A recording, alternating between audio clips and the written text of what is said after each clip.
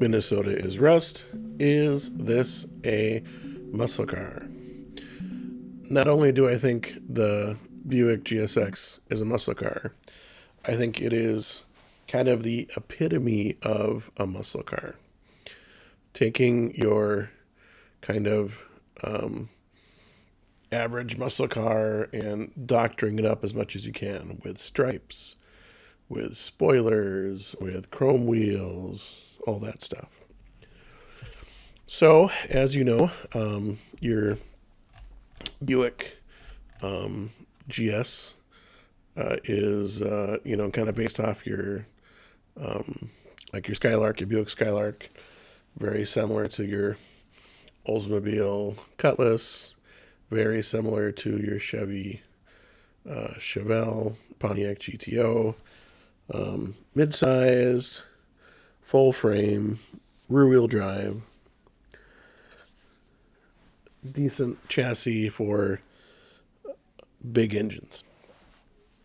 So where the top of the line Chevelle had a 454, Buicks were like Pontiacs and Oldsmobiles that had a 455.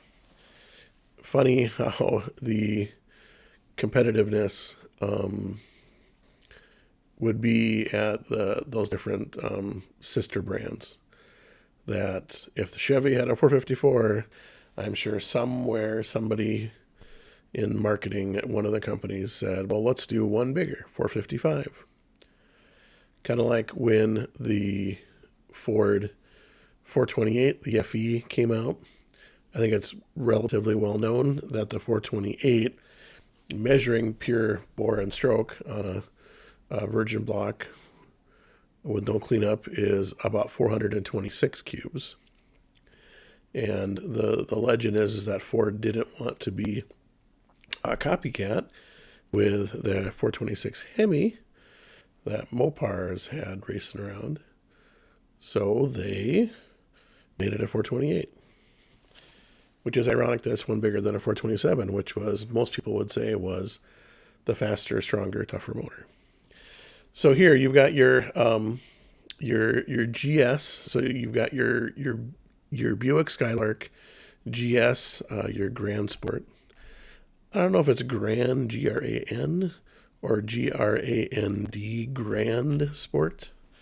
I don't remember. I'll have to look that one up. And they had different models from mid 60s, late 60s. You get to 1970, and I think 70, 71, 72 is where your GSX came out. So that was your big black 455. You had handling packages you could get. You had,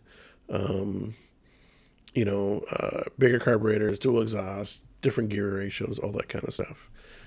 So I kind of think of the GSX, or the X being, experimental, sure. That they were very similar to like the top of the line GTO from 70, which would be like the Judge, or the top of the line Oldsmobile, their Cutlass 442, that W30, I think it was, option. And Chevelle just had a Chevelle SS. So you had a Chevelle or a Chevelle SS. I think only in the SS you could get the big blocks, 396 or 454s. Why Chevy doesn't have, extra fancy names like GSX or 442 W30 or GTO Judge. Maybe they didn't need to. They sold just fine. Even all these muscle cars, once upon a time, were sold brand new on a dealership, sitting on the side of the road with a sign in the window, please come buy me. So they had to find a way to stand out a little bit, so we got that. So long story short, is this unit here a muscle car? Absolutely. I would say 1970, in my opinion, is kind of that peak muscle car year. Yes, you had, 71, maybe a little bit of compression difference. 72, a lot of compression difference. So 70 was, I think, peak horsepower for, Ford's Cobra Jet, their Police Interceptor, but your Hemi, you could get peak horsepower, your 446 pack, your 455s, 510 torque is what people talked about. Peak power there. So, okay, absolutely muscle car, super cool. I'll never afford one of these, but they look neat at the car show. Thank you much. Minnesota is rest.